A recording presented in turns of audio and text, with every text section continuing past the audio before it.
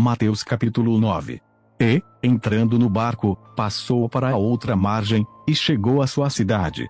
E eis que lhe trouxeram um paralítico deitado numa cama.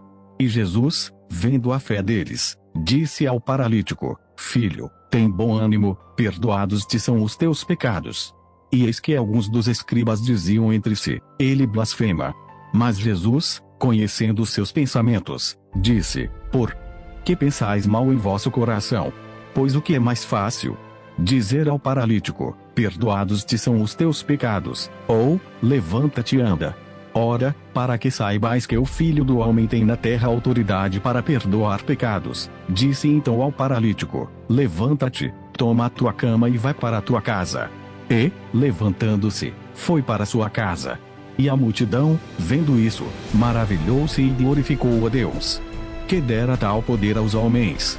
E Jesus, passando adiante dali, viu assentado na alfândega um homem chamado Mateus e disse-lhe: Segue-me. E ele, levantando-se, o seguiu.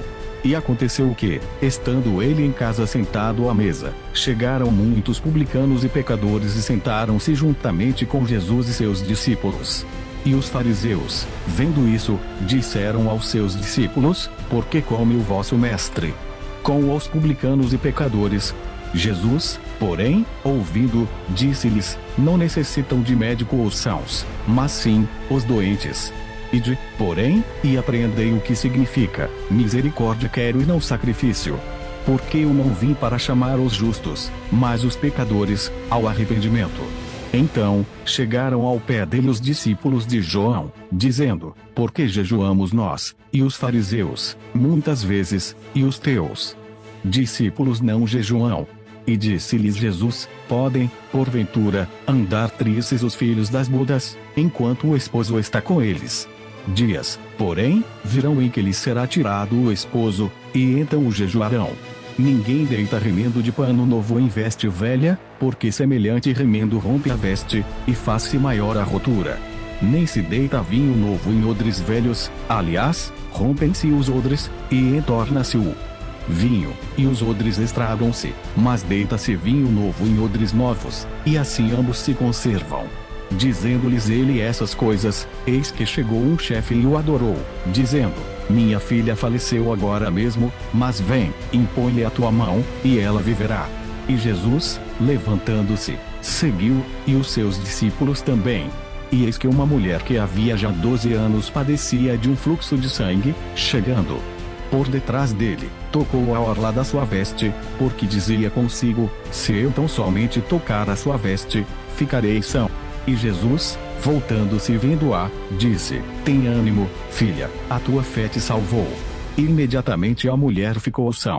E Jesus, chegando à casa daquele chefe, e vendo os instrumentistas e o povo em alvoroço, disse-lhes: Retirai-vos, que a menina não está morta, mas dorme. E riram-se dele. E, logo que o povo foi posto fora, entrou Jesus e pegou-lhe na mão, e a menina levantou-se. E espalhou-se aquela notícia por todo aquele país. E, partindo Jesus dali, seguiram-no 2 cegos, clamando e dizendo: Tem compaixão de nós, filho de Davi. E, quando chegou à casa, os cegos se aproximaram dele, e Jesus disse-lhes: Credes vós que eu possa fazer isto? Disseram-lhe eles: Sim, Senhor. Tocou então os olhos deles, dizendo: Seja-vos feito segundo a vossa fé. E os olhos se lhes abriram. E Jesus ameaçou-os, dizendo: Olhai que ninguém o saiba. Mas, tendo ele saído, divulgaram a sua fama por toda aquela terra. E, havendo-se eles retirado, trouxeram-lhe um homem mudo e endemoniado. E, expulso o demônio, falou o mudo, e a multidão se maravilhou, dizendo: Nunca tal se viu em Israel. Mas os fariseus diziam: Ele expulsa os demônios pelo príncipe dos demônios. E percorria Jesus todas as cidades e aldeias, ensinando nas sinagogas deles, e pregando o evangelho do reino, e curando todas as enfermidades e moléstias entre o povo. E, vendo a multidão, teve grande compaixão deles, porque andavam desgarrados e errantes como ovelhas que não têm pastor.